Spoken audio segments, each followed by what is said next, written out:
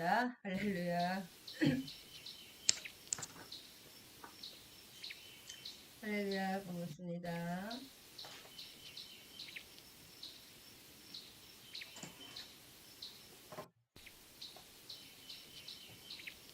할렐루야. 우리 데살로니가전서 앞에 갈라디아서라고 써놨네.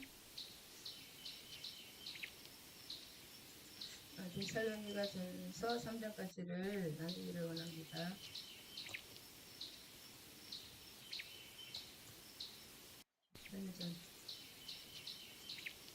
이거는 맞네. 제목은 맞네. 할렐루야. 데살로니가전서 오늘 나누기를 원합니다. 데살로니가전서는 시대순으로 보면 사도 바울이 맨 처음에 쓴 게 갈라디아서 1차, 2차 데살로니가 전서입니다. 이거는 고린도에서 썼거든요. 고린도. 2차 고린도에서 1년 6개월간 머물면서 1년 6개월 1 플러스 해야 되겠네. 1년 6개월 머물면서 고린도에서 쓴 것이고, 사도 바울의 편지는 고린도전서는 에베소, 고린도후서는 마케도니아에서 55년, 그다음에 로마서 55에서 56 고린도에서 쓴 것입니다. 로마서도 여기 고린도에서 썼습니다. 그다음에 4차는 한 번 더 정리해 보면 이제 옥중서신 전셋집에서 좀 비교적 감금되어서 전셋집에서 감금되어 자유롭게 쓴 것이고, 이게 그다음에 로마에서 또 풀려났습니다. 왜 풀려나서 쓴 것이 디모데 마게도니아에서 쓴 것이 디모데 전서고, 그 다음에 디도서 마케도니아 또는 그리스에서 니고블레에서 썼던 62년에 잠깐 풀려나서 쓴 것이고, 그 다음에 이 디모데 후서는 이제 로마 감옥 아주 그 지하 감옥에서 쓴 것입니다. 죽기 전에 마지막 순교당하시기 전에 쓴 것이 디모데 후서가 제일 마지막에, 사도 바울의 편지는 제일 마지막에 쓴 것이 디모데 후서이고, 그 다음에 제일 먼저 쓴 게 갈라디아서, 그 다음에 데살로니가서입니다. 초기에 쓰여진 것이 이거 두 것입니다. 그리고 데살로니가의 유일한 칭찬받는 교회였는데, 데살로니가에는 이렇게 생겼습니다. 그리고 데살로니카라는, 지금 데살로니키라고 하는데, 데살로니가는 누구냐면 카산드 장군의 아내 이름이고, 알렉산드 대왕의 이복 누이, 그러니까 공주 겸 장군의 아내 이름이다. 그러니까 여기가 카산드 장군이 관할지라는 걸 알겠죠. 가산드 장군의 관할지다. 처음에는 이 가산드 장군이 가장 이렇게 힘이 셌다. 네 장군 중에서 힘이 좀 센 편이었거든요. 근데 점점 기울었다. 이 사람이 처음에는 힘이 셌습니다.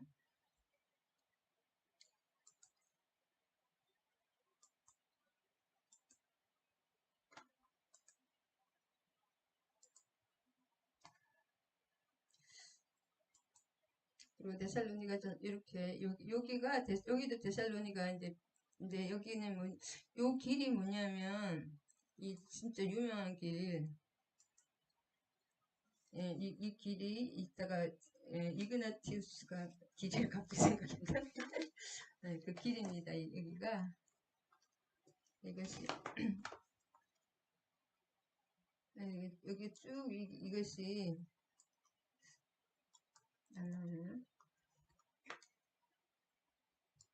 비잔틴, 지금의 이스탄불 콘스탄티노플에서 서로마까지 연결되는 길입니다. 이 길이. 잠깐만요.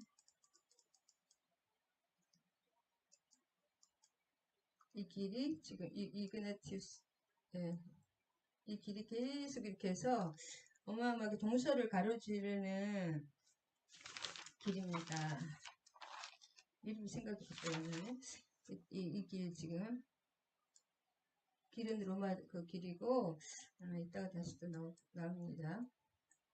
이 데살로니가에는 사도 바울 기념교회, 여기 사도 바울 기념교회, 이 데살로니가 정경입니다.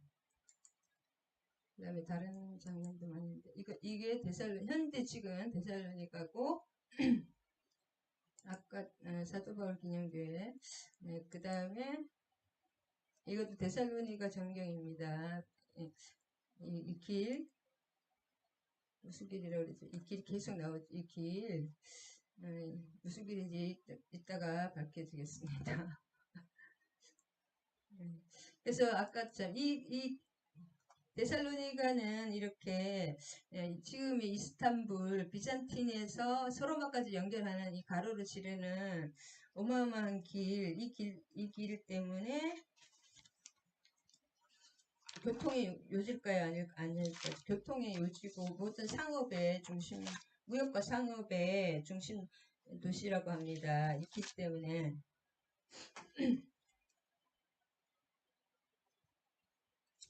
비아 에그나티아 길, 에그나티아 길이라고 유명합니다. 할렐루야.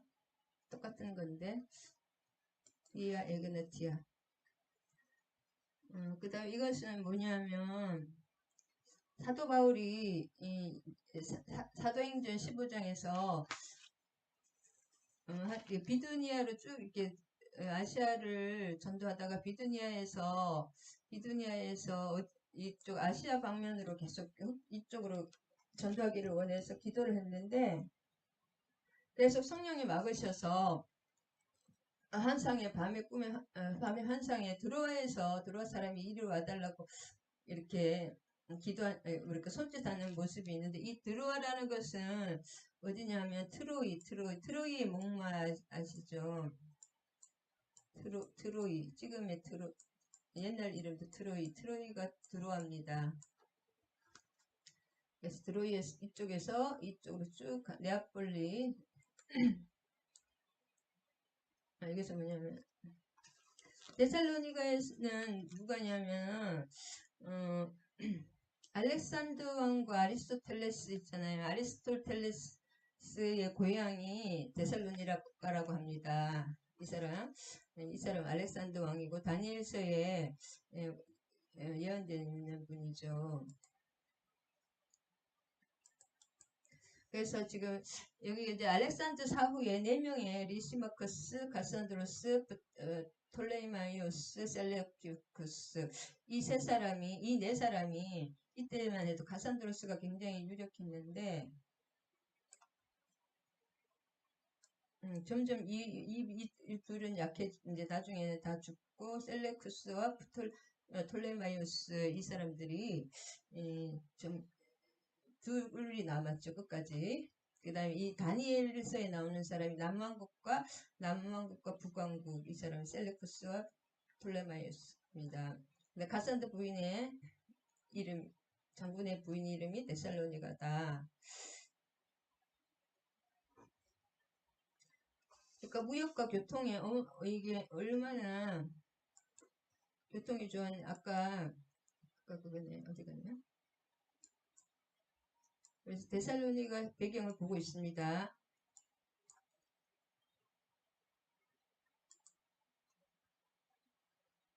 그래서 아까 잘 아시겠지만 알렉산드가 타후에 내 왕국 제일 가장 센 사람이 후계자라고 했는데 4명이서 이렇게 각축전을 벌이다가 결국은 이제 이 두 셀레쿠스와 톨레마이오스 이집트와 이쪽 이 페르시 뭐랄까 이쪽 뭐랄까요 시리아 이쪽이 남았었는데 이 사람이 결국 더 셌죠 나중에는 셀레쿠스가. 그래서 리시마크스와 가산드로스는 이제 나중에 처음에는 가산드로스 굉장히 유력했는데 나중에는 이제 다 제거가 됩니다.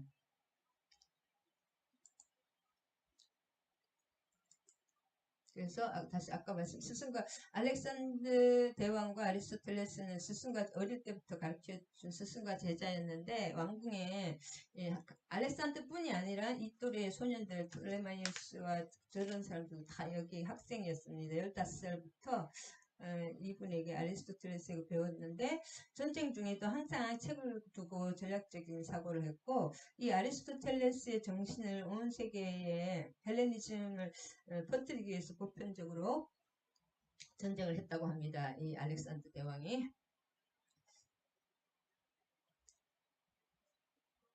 그래서 아까 카선드로스 그 본토 그 사람의 이름이다. 그 다음에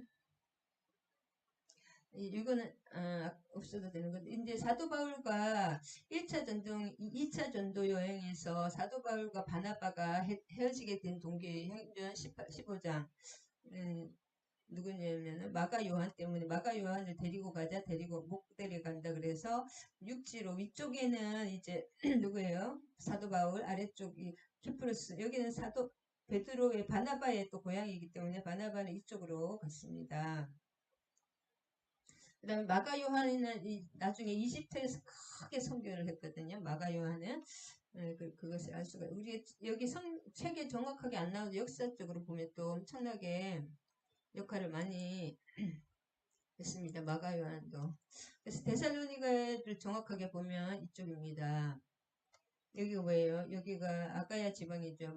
여기 이쪽 마케도니아, 그리스 이쪽 여기입니다. 그래서 마케도니아의 수도였다. 그리고 데살로니가에서 쭉 이렇게 아까 이쪽 로마까지 서쪽에 로마 서쪽까지 쭉 연결되는 길 이름이 뭐예요?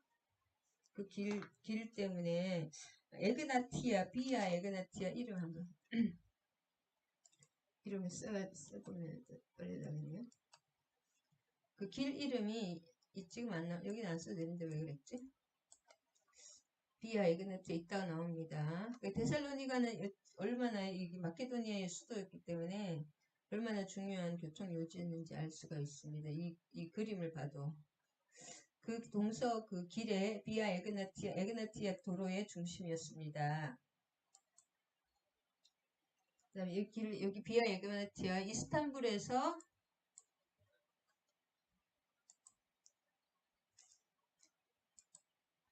여기 연결이 안 되네요. 이스탄불에서 로마까지 이쪽은 이제 해상 놓지만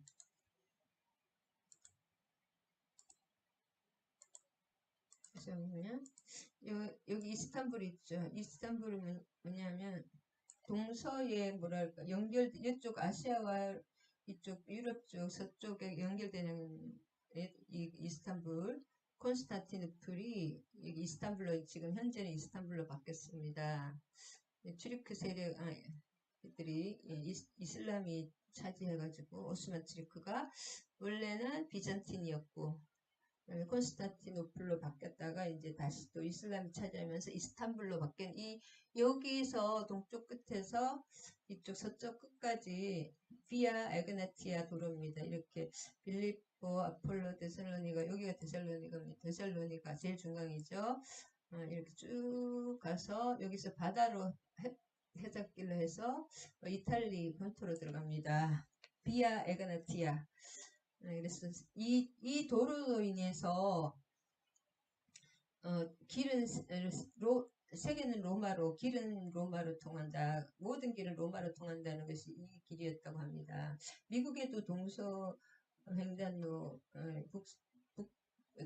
남북 횡단로 그 길 때문에 나라가 발달했잖아요. 여기도 그래서 얼마나 중요한 도시인지 모릅니다. 데살로니가. 그래서 이 데살로니가에서는 이제 그냥 해보면 순서대로 그림대 해보면 굉장히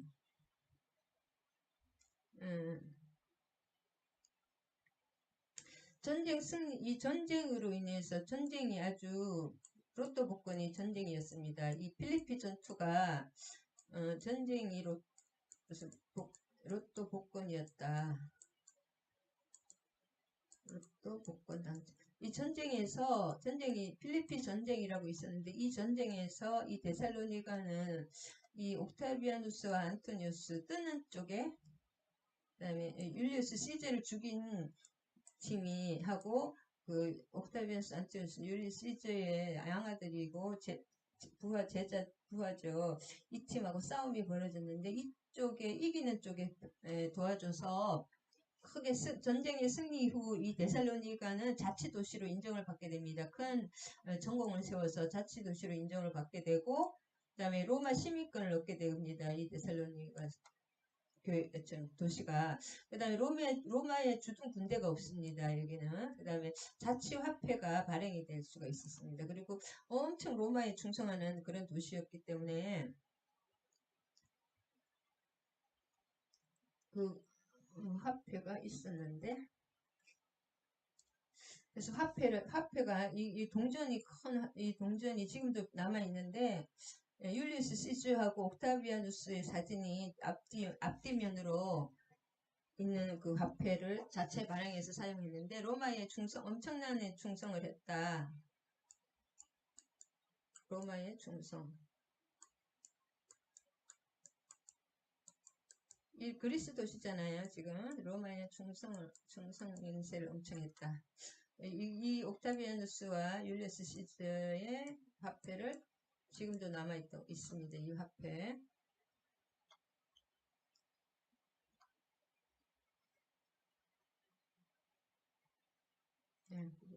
없어졌네. 해놨었는데. 그 다음에 아까 또 말한 에그나티아는 주전 2세기 로마가 건설한 세계 최고의 그 길인데, 이렇게 지금 여기 아까 또 말한 이스탄불과 이렇게 해서 여기 이탈리아까지 여기는 해상도로 연결이 되는 에그나티아 엄청난 길입니다. 지금도 있고, 사도 바울도 이 길을 따라 빌립보에서 데살로니가 베레아까지, 그리고 이때가 된 이 로마 시대에 하나님이 복음을 이렇게 풀어준 이유가 이 도로 때문과 도로와 언어, 이 도로가 연결이 없으면 어떻게 나라와 나라가 이렇게 갑니까? 도로와 헬라어, 언어, 헬라어로 다 알렉산더는 이런 다 모든 것을 뭐예요? 그리스로 다 이렇게 그리스와 로마를 또 이렇게 하나로 되거든요. 그리스가 도시를 다 발전시켰다면 로마는 이 도로, 그 다음에 언어도 헬라어를 썼습니다. 로마. 이것 때문에 하나님이 이때에 복음을 전도할 수 있었다. 사도 바울을 위해서 이렇게 도로가 만들어졌다고 할 수가 있습니다. 그 다음에 이 도로길이 지금도 이 로마의 이 기술이 엄청나다고 합니다. 그래서 지금 돌길로 이렇게 돌로 되어 있어. 굉장히 지금 막 땅이 푹푹 꺼지고 막 그렇잖아요. 근데 여기는 땅이 얼마나 지금도 에그나티아 도로는 이렇게 돌로 되어 있다고 합니다. 돌로 되어 있다. 돌. 지금도 그 도로 기술이 엄청나게 지금도 이 기술을 사용하고 있다고 합니다. 현재 이런 우리 도로 기술에서. 그 다음에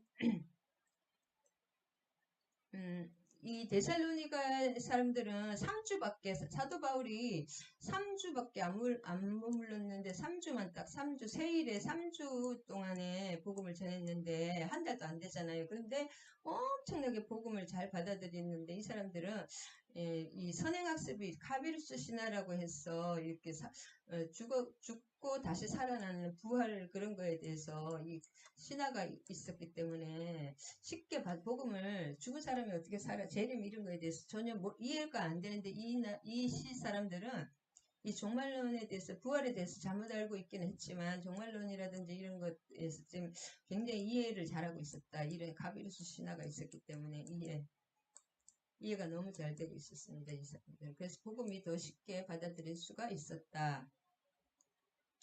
이거 이렇게 써놨네요.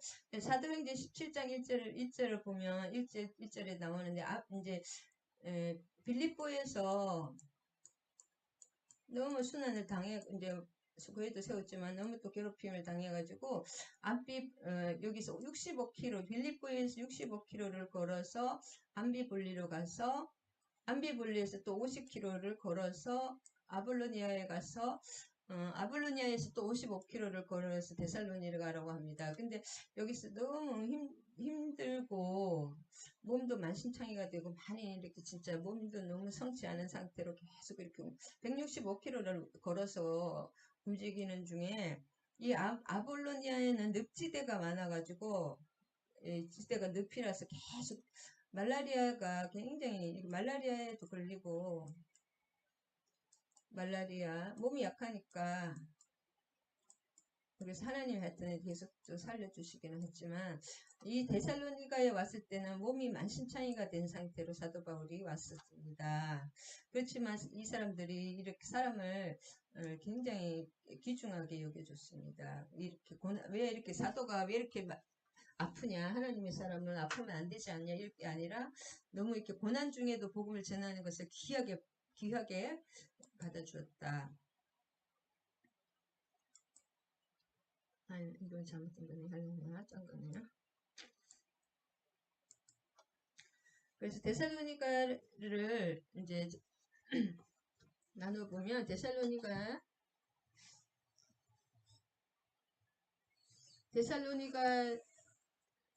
이제 오늘 지금 시작하는데 여기는 아까 또 두 번째 51년에서 53년에 고린도에서 데살로니가 그 도시에다가 썼습니다. 기록 장소는 고린도의 교회에서 고린도 지방에서 1년 6개월 동안 계속 있으면서 데살로니가 교인들에게 썼고 핵심어는 경고함과 재림, 하나님 주님의 재림에 대해서 조금 부활에 대해서 잘못 알고 있는 게 있어가지고 그런 것을 설명해주고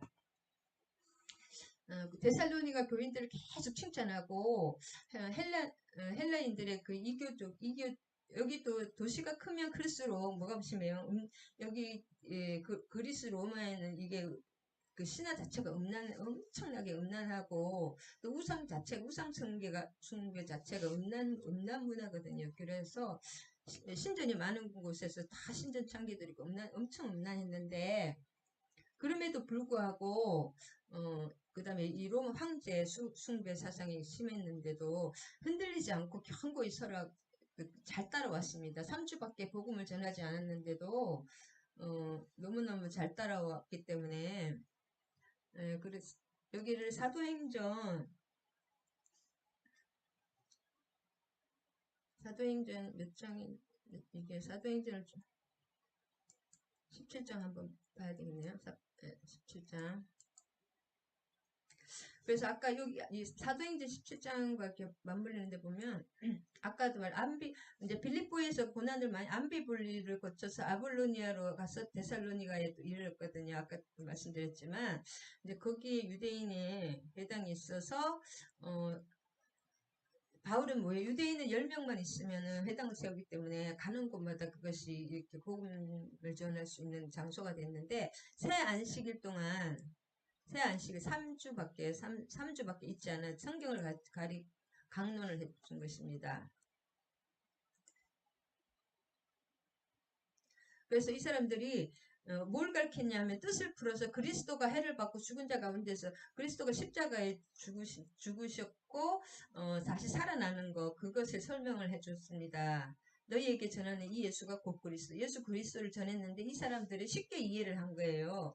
아까 그 신화 있잖아요. 그것 때문에 쉽게 이해하고 그 다음에 어떻게 됐냐면 경건한 헬라인의 무리와 그 다음에 적지 않은 귀부인, 좀 많은 여자 부인들이 바울과 실라를 복음을 받아들이고 따랐습니다. 그래서 경건한 헬라인과 많은 귀부인들이 복음을 받아들이고 그런데 그러니까 이방인들은 마침 데살로니가 사람들은 잘 받아들였는데 회당에 유대인이 있잖아요. 항상 유대인 회당이니까 그 유대인들이 항상 이렇게 바울을 시기하여 저자의 불량한 사람을 데리고 때를 지어서 성을 소동하게 해서 이 야손도 그 유대인이었는데 야손의 집에서 이걸 많이 도와주고 복음을 많이 전한 도움이 됐는데 야손을 집을 소동 이렇게 해가지고 천하를 어지럽게 하는 사람이라고 하면서 바울과 다른 디모데와 실라는 이미 피해신하고 야손을 대신에 야손을 이 읍장제도라 그래요. 아까도 그랬잖아요. 여기는 읍장제도를 따로 자치도시였거든요. 그 야손을 막 때려가지고 야손을 대신 막 이렇게 했는데 무리와 읍장들이 막 이렇게 들고 일어나는 것입니다. 근데 야손이 잡혀서 이 읍장들 앞에 막 가서 재판을 받는데 보석금을 받고 놓아주는 왜냐면 바울과 실라를 잡으려고 했기 때문에 실은 보석금을 받고 놓아주었습니다. 그래서 이제 바울과 실라가 여기서도 너무 힘드니까 베레아로 갔다가 베레아에서도 그게 잘 됐고 복음이 참 잘 전해졌거든요. 말마다 말씀을 받고 성경을 상고하고 이렇게 하고 그 중에 믿은 사람이 많고 데살로니가에 있는 유대인들은 바울이 하나님의 말씀을 베레아에서도 전하는 줄 알고 거기서 가서 무리들을 움직여 소동하게 하거든. 따라다니면서 그렇게 괴롭히는데 유대인들이 신라와 아직 그래서 형제들이 바울을 보내요. 바다까지 가게 하고 신라와 디메데는 아직도 거기 있더라. 일단 그 제일 급한 게 바울을 죽이려고 했더니 바울을 먼저 피신시키는 것입니다. 그래서 여기 바울과 처음에 바울과 신라 디모데 이 세 명만 나오는데 왜냐하면 누가는 누구냐면은 디도의 형이 누가입니다. 누가 실제 누가도 같이 있었는데 누가는 빌립보에 남겨두고 바울과 신라와 디모데가 이렇게 같이 계속 움직이는데 하나님 아버지와 주 예수 그리스도 안에 있는 데살로니가 편지 교인들에게 은혜와 평강. 은혜는 이제 한 번 받는 구원, 예수 그리스도의 보혈로 인해서 우리가 하나님과 관계가 회복되는 그 은혜와 평강. 평강은 뭐냐면 계속 되는 것입니다. 평강은 이따가 다시 한번 나누겠습니다.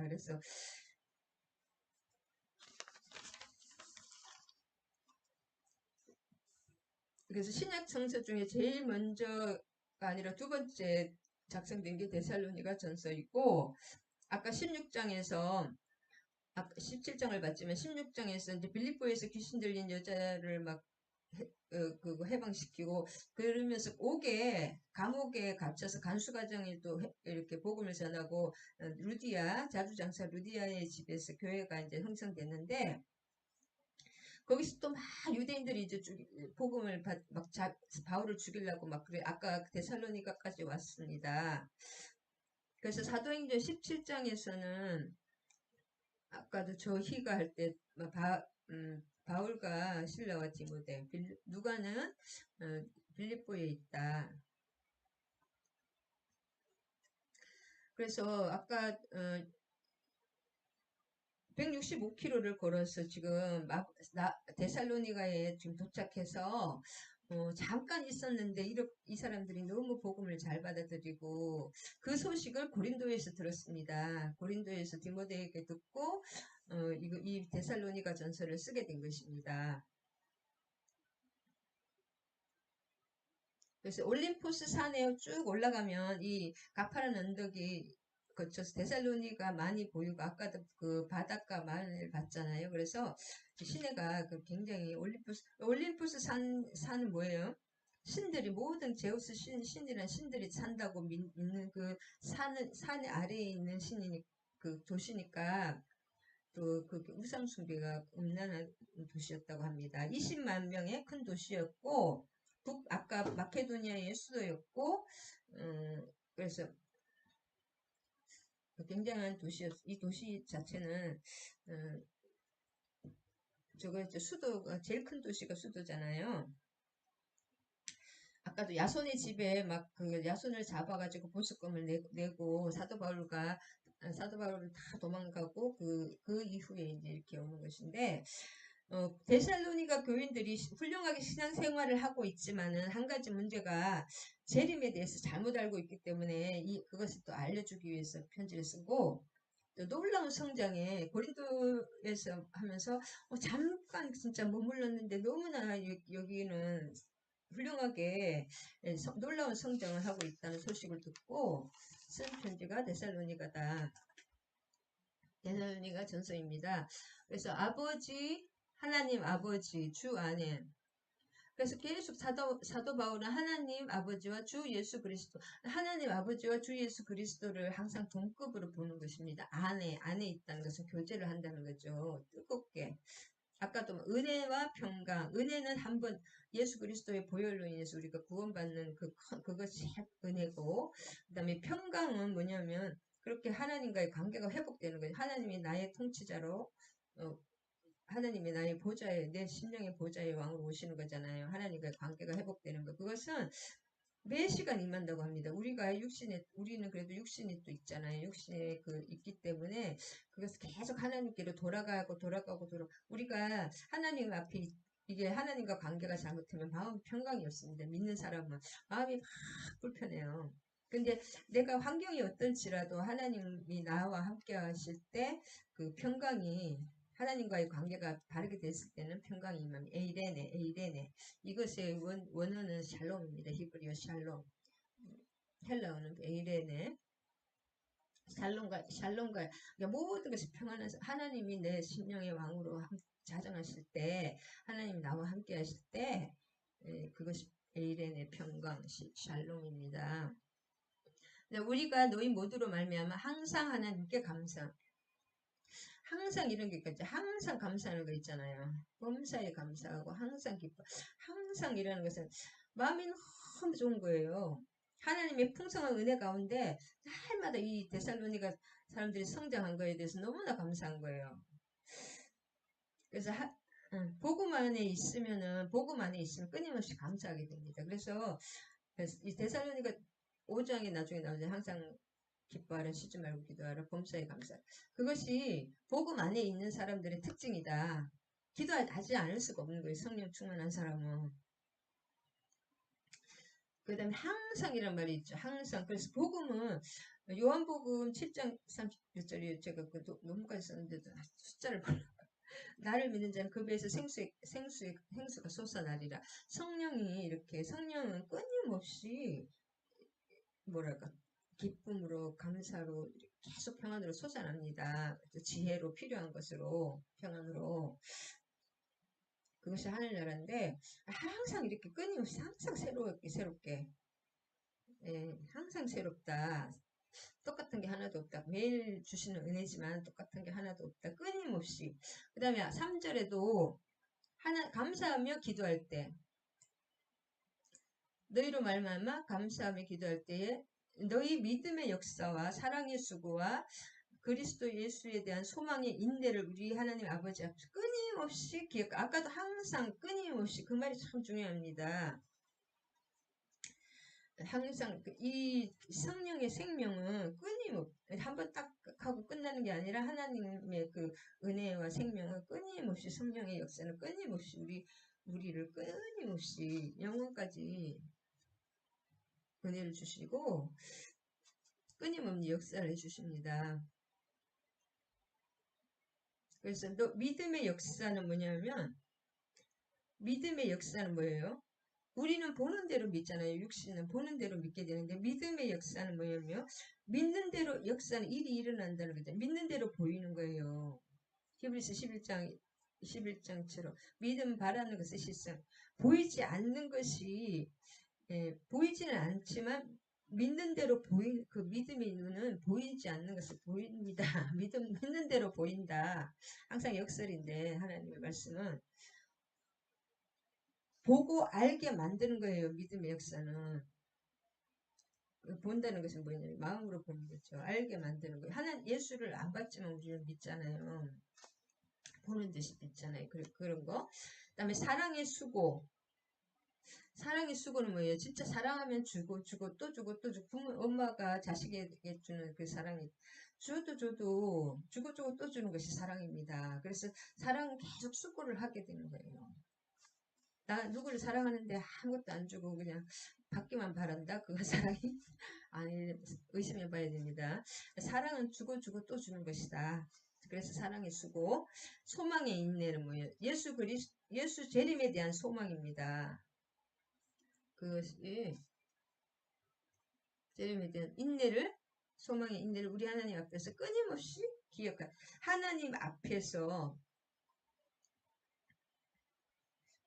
하나님 앞에서 보람되고 하나님 앞에서 끊임없이 기억하니 눈에 보이지 않지만 하나님 앞에 보인다 하지 않습니까? 그 다윗도 내 우편에 주님이 계신다고 항상 그러시잖아요. 끊임없이 기억한다. 성령이 그렇게 끊임없이 기억하게 하시고 하나님의 사랑하심을 받은 형제들아 너희를 택하심을 하노라.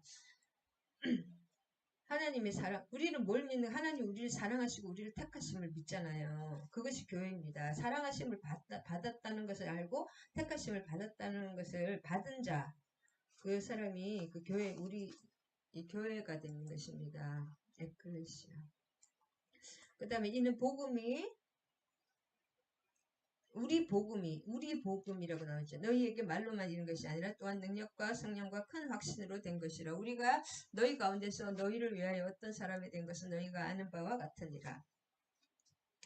그래서 우리 복음이라는 거잖아요. 전하는 자와 그러니까 사도 바울 그 사람들, 사도 바울과 그 복음 전하는 사람들과 데살로니가 성도들이 전하는 자와 받는 자가 하나가 됐다는 거예요. 우리 복음이. 말로만이 아니요. 말로만이 아는 것 아니고 능력과 성령과 큰 확신으로 된 것이라는 것입니다.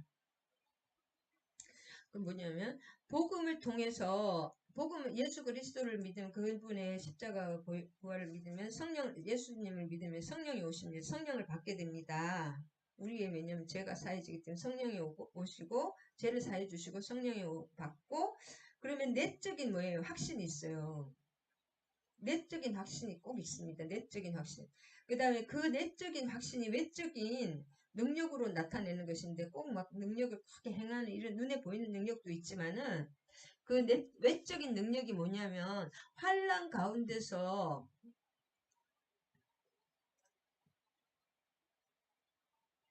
어디냐면 여긴가 이게 외적인 능력이 뭐냐면 내적인 큰 확신 그 외적인 그 능력은 뭐 이렇게 우리가 좋은 능력도 있지만 이런 제일 큰 능력은 뭐냐면 많은 환란 가운데서도 성령의 기쁨으로 말씀을 받는 거예요. 우리와 주를 본받는 자가 예수님과 이 사도들을 본받는 자가 되는 거잖아요. 환란 가운데서 성령의 기쁨으로 말씀을 받는 거 이것이 외적인 능력이라고 합니다. 많은 환란 중에 성령의 기쁨으로 환란이 많지만 이 복음 전하자가 주님의 길이 이게 고난이 없는 게 아닙니다. 반드시 고난이 많은 환란이 있습니다. 환란과 그 중에서도 더 하나님을 의지하게 되니까 더 큰 성령의 기쁨으로 하나님의 말씀을 주시잖아요. 꼭 우리가 창세기나 야곱이라든지 보면은 너무 힘들 때 하나님 말씀을 꼭 주셔요. 하나님이 이르실 때 나타나 이르실 때 말씀을 주시거든요. 나타나실 때는 꼭 말씀을 주시는데 그리고 환란이 있어야지 말씀을 주시더라고요. 저는 뭐 말씀을 받아 우리와 주를 본받은 자가 되었으니 그러니까 말씀이 많이 받는 사람은 환란이 크고 만나는 것을 알아야 됩니다.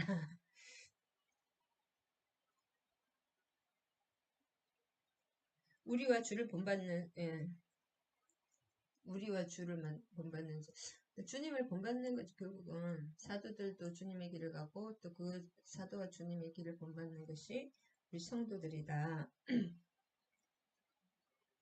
그러므로 너희가 마케도냐와 아가야의 모든 믿는 자의 본이 되었느니라.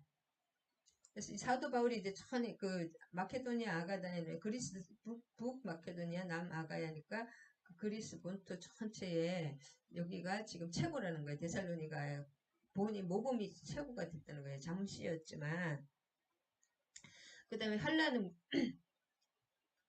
사도 바울의 환란도 어마어마하게 환란이 있잖아요. 성령의 기쁨으로 말씀을 받았다. 이 비결이 무엇이냐? 복음을 받고 성령을 받았다는 것이 이 사람이 복음을 순수하게 하루 받고 그럴 때 이제 성령이 또 내주하시잖아요. 그렇게 비결인 복음을 순수하게 받아들였고 그 복음 예수 그리스도 주님이 오시면 뭐예요? 성령이 오시잖아요. 우리를 죄를 사해 주시고 그러면서 그렇게 데살로니가 교회가 능력 있는 교회가 되었다.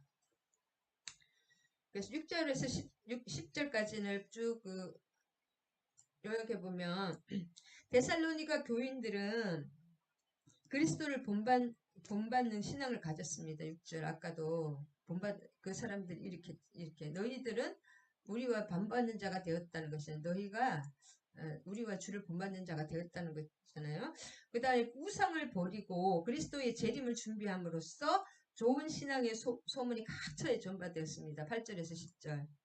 주의 말씀이 너희에게로부터 이 사람들이 데살로니가였잖아요. 마게도니아 아가야에 들 뿐 아니라 하나님을 향하는 너희 믿음의 소문이 각처에 퍼졌으므로 우리는 아무 말도 할 것이 없노라. 그들이 10절까지는 그들이 우리에 대하여 스스로 말하기를 우리가 어떻게 너희 가운데에 들어갔는지와 어떻게 우상을 버리고 하나님께 돌아와서 살아계시고 참되신 하나님을 섬기는지와 또 죽은 자 가운데서 다시 살리신 그의 아들이 하늘로부터 강림하실 것을 너희가 어떻게 기다리는지를 말하니 이는 장래에 노하시면서 우리를 건지시는 예수시라. 요렇게 8절에서 10절의 소문이 온 그 그리스드 마케도니아와 아가야에 들렸다는 것입니다.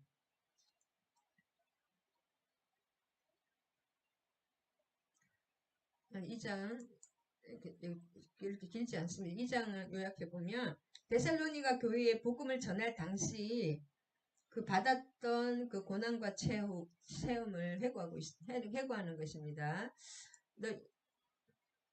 1절에서 12절까지 쭉 요약해 보면 바울은 2차 전도 여행 때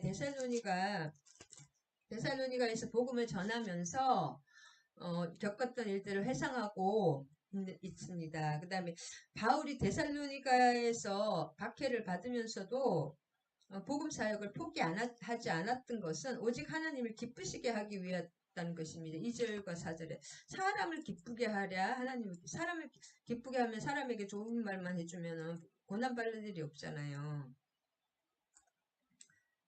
원래 이게 참 이렇게 예수님도 그렇고 스데반도 듣기 싫은 말 하니까 죽음을 당한 거잖아요.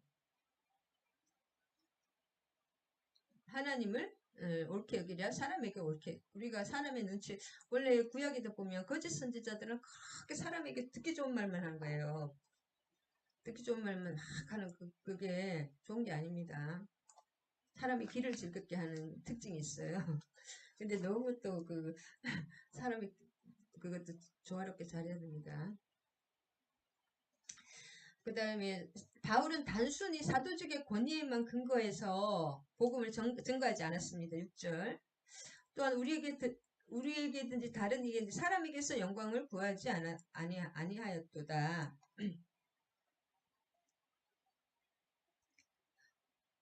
모성애의 부드러운 부성이 엄격한 지도로 엄마처럼 부드럽고 아버지처럼 엄격하게 실제를 사도로서 권위를 주장할 수 있으나 유순한데요. 유머같이 어머니가 자기네를 기름같이 이렇게 부드럽게 했고 또 11절에 보면은 그렇게만 하면 안 되니까 또 너희가 아는 바와 같이 우리가 너희 각 사람에게 아버지가 자녀에게 권하듯 위로하고 경계하니 좀 아버지가 하시는 엄마 아버지처럼 또 이게 안 되는 권면하고 경계한다는 그런 말입니다. 또 더구나 사도 바울은 교인들에게 경제적 부담을 주지 않기 위해서 스스로 생활비를 조달했습니다. 텐트 메이커. 그게 얼마나 너무너무 힘들다고 하더라고요. 텐트가 나는 쉬운 줄 알았더니 텐트 메이커 그게 굉장히 힘든 중노동이라고 하더라고요. 이처럼 바울은 열심히 노동하는 가운데 사랑의 모범을 보이며 복음을 증거하고 가르쳤다. 그래서 형제들이가 우리의 수고와 애쓴 것을 너희가 기억하리니 너희 아무에게도 폐를 끼치지 아니하고 밤낮으로 일하면서 너희에게 하나님의 복음을 전하였노라. 참 대단하신 것 같아요.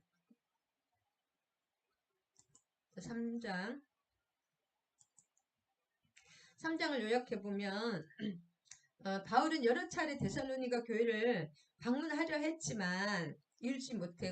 2장 18절에 아까 나왔거든요.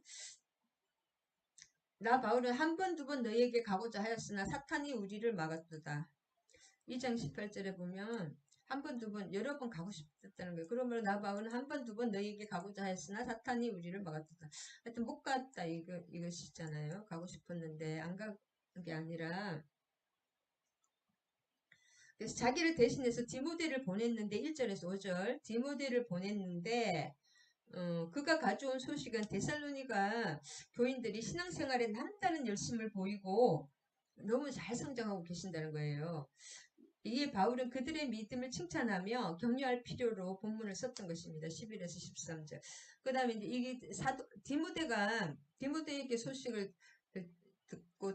듣고 또 이 편지를 쓰잖아요. 그게 뭐냐면 이 편지를 이제 거의 다 사도 바울 편지는 거의 다 대필이거든요. 눈이 좀 안 좋으셔서 하여튼 이렇게 써가지고 끝까지 이제 사도 바울 이게 양필지 쓰는 게 굉장히 힘든 일이라고 합니다. 이게 하루 이틀에 대해 써야 되는데 한 자라도 틀리면 안 되잖아요. 다 버리니까 굉장히 지금 같은 2000년 전이잖아요.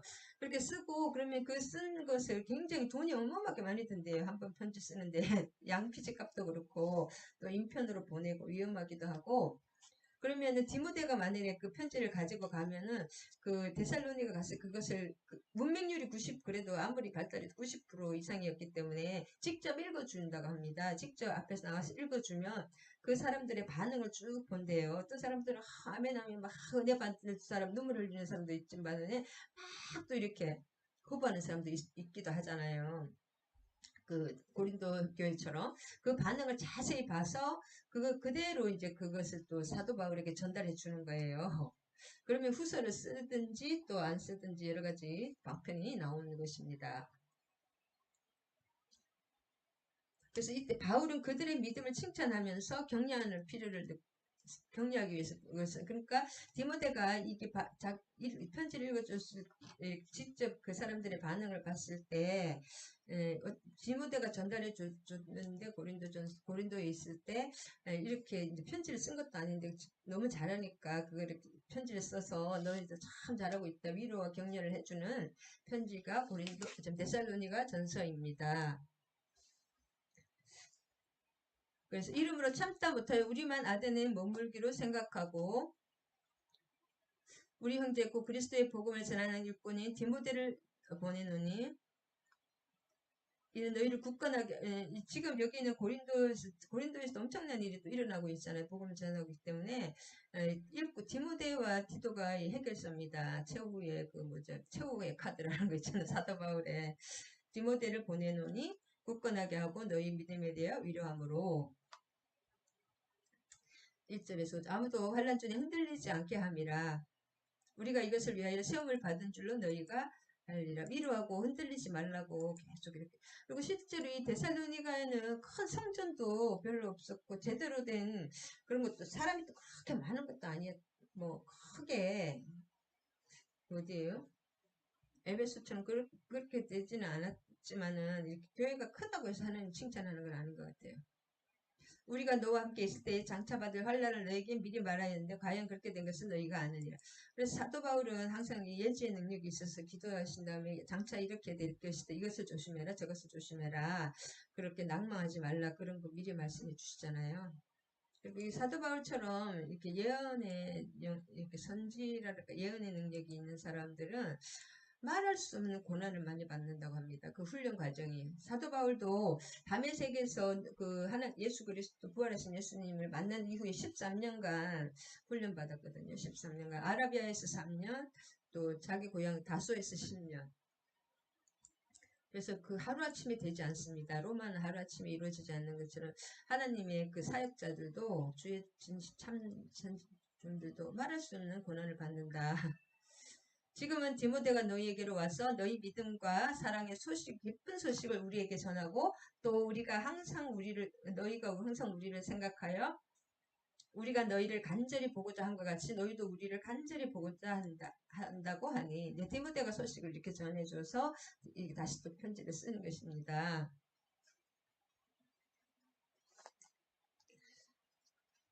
그래서 이 바울이 디모데를 데살로니가에 파송하게 된 동기는 왜냐하면 3주밖에 세일에밖에 있지 않았기 때문에 데살로니가 신자들 다 조신자잖아요. 교회 온 지 3주밖에 안 되는 거예요. 한마디로 조신자들은 충분한 신앙의 양육과 훈련을 받지 못했잖아요. 3주밖에 그러니까 3번밖에 못 만나는 건데 공식적으로는 더구나 믿지 않는 유대인들은 신자들을 크게 박해했습니다. 그리고 예수를 믿으면 굉장히 집안에서 사회적으로도 굉장히 핍박과 고립을 당하기 때문에 불이익을 당해야 되기 때문에 특별히 유대인 신자들이 더 그렇게 못 살겠다. 유대인 신자들이 결국은 예수님도 죽이고 바울도 죽이고 다 죽였잖아요. 바울은 데살로니가의 초신자들이 받기 때문에 신앙을 포기해 버리지 않을까 크게 무척 염려했다고 합니다. 그래서 바울은 스스로 데살로니가 교인들을 만나서 그들의 신앙을 확고하게 해. 내가 한 번, 두 번 가고자 했다나 아까 사단이 막아서 못 갔다고 계속 나오잖아요. 여전히 허락되지 않아서 디모데를 이제 대신 파송했습니다. 신라도 헬라인 실루아노라고 합니다. 신라도 사도 바울처럼 유대인이면서 그 시민권, 로마 시민권이 있었고, 바울과 신라 계속 같이 다녀죠. 살리라네요. 신라가 아니라 자기 눈이 나빠가지고. 주 안에 굳게 쓴즉 우리가 이제는 살리라. 이름으로 형제들아 모든 궁핍과 환난 가운데 지금 너무 힘든 가정에서도 믿음으로 말미암아 너희에게 큰 위로를 받았다 그러잖아요. 사도 바울이 너무 몸도 마음도 많이 힘들 지금 그 고린도에서도 굉장히 고린도 사람들도 유명해요. 그래가지고 힘든 중에 참 전도도 많이 복음을 어마어마하게 쳐지면서도 엄청 고난이 많았는데 위로 이 데살로니가 교인들로 인해서 위로를 받았다. 그래서 너희들이 데살로니가 교인들이 주 안에서 굳게 서 있으니까 이제 너무 마음이 편하는 거 이제는 살리라 이 말입니다. 행복하다. 살리라는 거 행복하다. 생기가 넘친다. 교인들이 승리하는 신앙 생활을 한다는 소식을 듣고 바울은 새로운 기쁨에 넘친다. 우리 전도하다 보면은 이렇게 막 이렇게 기쁨이 막 웃을 일도 없는데 갑자기 이렇게 전도가 복음이 전해지고 하면 막 기쁨 그런 것처럼 새 힘이 막 솟아납니다. 하나님께서 주시는 새 힘이. 할렐루야. 오늘은 여기까지 하겠습니다. 조금 더 4장 5장까지 하는데 그냥 해버릴까요? 4장 5장을 간단하게 하겠습니다. 오늘은 짧게 4장은 이렇게 길지 않아서 4장은 뭐냐면 하나님이 기쁘시게 하는 생활입니다. 그 4장의 살전 4장인데 여기 본서의 후반부부터 시작되는데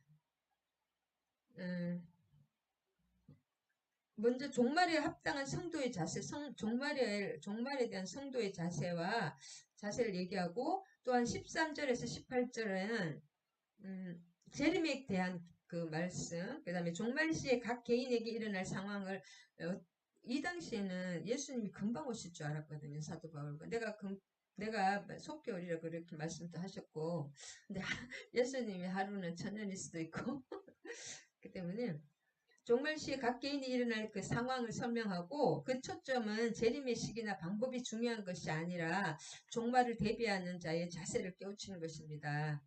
그 종말과 재림에 대해서 가르쳐 주시는 것입니다. 한마디로 형제들 우리가 주 안에서 하고 마땅히 권면하여 우리에게 배웠으니 곧 너희가 하는 바 더욱 많이 힘쓰라. 그래서 죽는 것을 순교를 굉장히 미덕으로 알았다고 합니다.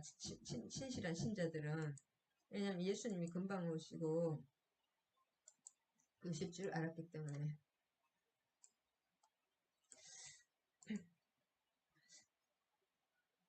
1절에서 10, 우리가 11절까지 또 너희에게 명한 것과 같이 조용히 자기 일을 하고 너희 손으로 일하기를 힘쓰라. 종말이 온다고 막 어디서 모여서 일도 안 하고 그렇게 하지 말고 계속 내가 하던 일을 하라는 거죠. 종말이 오는 것은 그 시와 그때는 예수님도 모르시니까. 형제들아 사랑에 관해서는 너희에게 쓸 것 너희가 하나님의 가르침을 받아 서로 사랑함. 사랑은 충분하게 잘하고 있다는 것이죠. 저버리는 자는 사랑을 저버리며 너희에게 성령을 주신 하나님을 저버리니라. 하나님 우리를 거룩하게 여기서 굉장히 성적인 음란 이런 것들이 많았기 때문에 우상 숭배와 이렇게 깨끗하다는 거죠. 세욕을 따르지 말라. 계속 이런 거 이방인들은 세욕을 오히려 따르라고 하니까 거룩함과 존귀함으로 자기의 아내 대할 줄 알고 이렇게 성적인 부정 이런 것들 하나님의 뜻은 이것이네. 너희의 거룩함이라 음란을 버리고 이 도시가 굉장히 음란한 도시 수밖에 없거든요. 이런 신상도 많고 그래가지고 황제 숭배, 형제를 해하지 말라. 우리가 너에게 모든 일에 주께서 신원하여 주심이라. 굳게 지키라는 것입니다. 음란하지 말고. 그 다음에 13절에서 18절은 바울은 데살로니가 교인들에게 성도의 죽음을 성도가 죽자 성도도 죽잖아요. 누군가 종말이 있는데 절망적으로 여겨서 슬퍼하는 일이 타당치 않다. 왜냐하면 그리스도께서 다시 오실 때 두 가지 부활이 있다고 말해요. 첫 번째 죽은 성도들의 부활과 두 번째는 마지막 때 살아있을 성도들의 부활. 그러니까 죽은 사람들의 부활이 먼저 일어나고 그다음에 살아있는 사람들의 부활이 일어난다는 거죠. 죽은 사람도 다 일어나잖아요. 그 얘기입니다. 형제들아, 자는 자들은 지금 죽은 사람이 우리가 봐서는 간에서는 너희가 알지 못하면 우리가 알기를 원한다는 거죠. 소망 없는 자와 같이 슬퍼하지 않게. 이 세상 사람들은 막 사람 죽으면 엄청 슬퍼하는데 그렇게 잔다는 거잖아요. 잔다. 부활한다는 거예요. 예수님이 오시면 재림 때 부활한다. 우리가 예수께서 죽으셨다가 다시 살아나심을 믿을진데 이와 같이 예수 안에서 자는 자들도 하나님이 그와 같이 데리고 오시리라. 예수님이 부활하신 것은 우리가 한다는 것을 입증해 주거든요.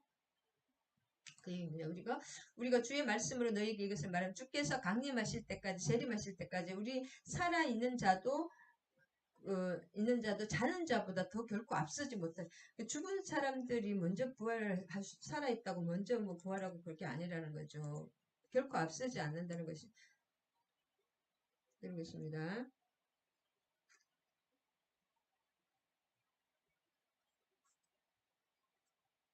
18절까지 주께서 호령 천사의 소리와 하나님의 나팔 소리로 하늘로부터 강림하시니 그리스도 안에서 죽은 자들이 먼저 그러니까 그리스도 안에서 지금 자는 자들 죽은 자들이 먼저 부활한다는 것입니다. 그 후에 살아있는 남은 자들이 부활 함께 구름 속으로 끌어올려 공중에서 주를 영접하게 하시리니 그리하여 우리가 항상 주와 함께 있으리라.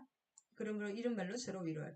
그러니까 예수님이 오실 때 환영 장치를 누가 하냐 이런 들려 올려가시는 그 신부들이라고 그러잖아요. 주님의 신실한 신부들이 예수님 오시는 걸 환영 공중에서 영접을 먼저 하는 것입니다. 잠깐 영접하고 잔치하고 그렇게 된다는 것입니다. 자, 5장 마지막입니다. 5장 4장에 이어서 5장은 재림을 기다리는 자의 자세를 상세하게 언급하고 있습니다. 재림의 시기는 누구도 알 수 없으므로 성도들은 항상 긴장하는 자세로 살아야 하며 1절에서 11절 그 다음에 대인관계나 대신관계 하나님 관계나 사람 관계에 있어서 그 의무를 다 이행해야 된다. 12절에서 22절 그 다음 한편 끝인사에는 그리스도의 강림이 언급되고 있습니다. 끝인사에는 평강의 하나님이 친히 너희를 온전히 거룩하게 하시고 또 너희의 온 영과 온 혼과 몸이 우리 주 예수 그리스도께서 강림하실 때 흠없게 보존되기를 원하는 예수님이 재림하실 때 이걸로 23절입니다. 그래서 1절에서 11절까지를 빨리 요약하면 형제들아 때와 시기에 관해 너희에게 쓸 것이 없으면 도둑같이 임한다는 거죠. 도둑같이 이거는 다 아시죠.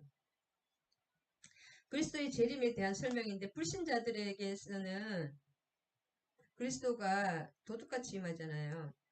그러므로 피차 권면하고 서로 덕을 세우기를 너희가 하는 것 같이 하라.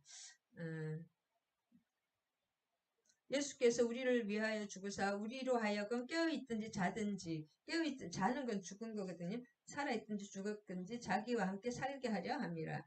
그래서 그리스도의 재림에 대한 설명인데 불신자들에게는 예기치 않게 오신답니다. 1절에서 3절.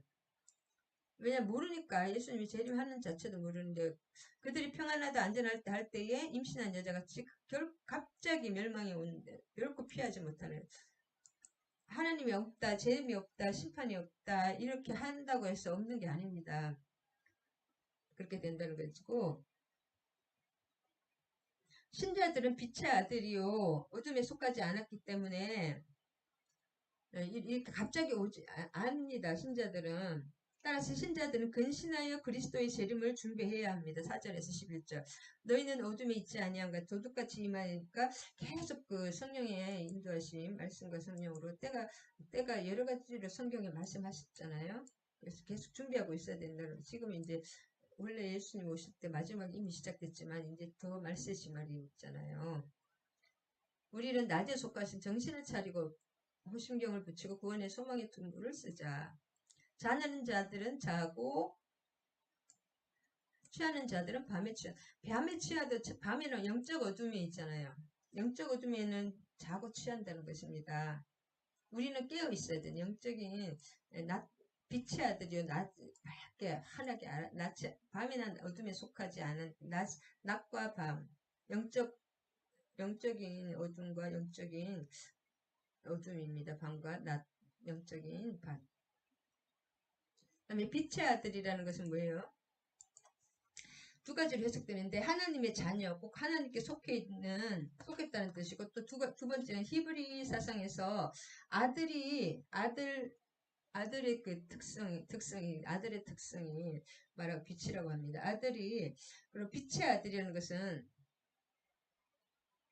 아들이 특성을 말한다고 합니다. 빛의 특성. 히브리 사람들은 아들을 어떤 특성을 아들이라고 한답니다. 누구누구의 누구누구의 특징을 가져갔다 이 말이죠. 내가 사도 바울의 아들이다. 사도 바울의 특징을 가지고 있다. 예수님의 아들이다. 하나님의 아들이다. 하나님의 특징을 가지고 있다.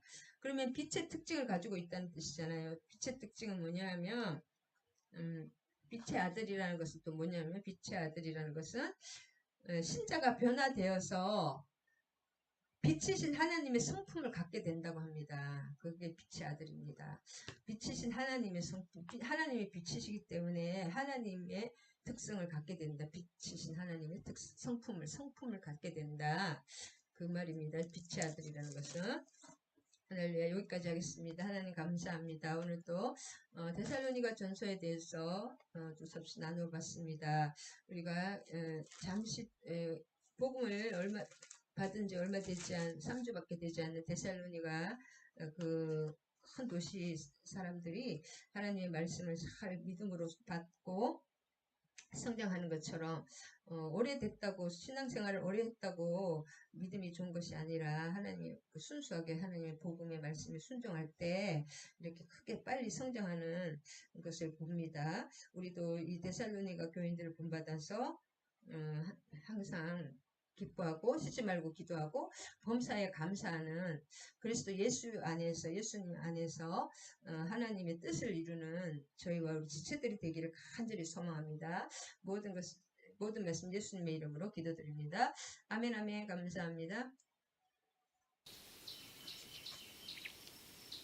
주기도문과 축도하시겠습니다. 하늘에 계신 우리 아버지와 이름이 거룩히 여김을 받으시오며 나라가 임하시오며 뜻이 하늘에서 이루어진 것 같이 땅에서도 이루어지이다. 오늘 우리에게 일용할 양식을 주시옵고 우리가 우리에게 죄 지은 자를 사하여 준 것 같이 우리 죄를 사하여 주시옵고 우리를 시험에 들게 하지 마시옵고 다만 악에서 구하시옵소서. 나라와 권세와 영광이 아버지께 영원히 있사옵나이다. 아멘. 축도하시겠습니다. 이제는 우리 주 예수 그리스도의 한량없는 은혜와 하나님 아버지의 극진하신 사랑과 성령님 내주 감화감동 교통하심이 함께하신 우리 지체들과 정소의 목사와 또 이 나라 이민족의 이제로부터 영원히 함께하실지어다. 아멘 아멘. 사랑하고 축복합니다. 쉬지 말고 기도하시기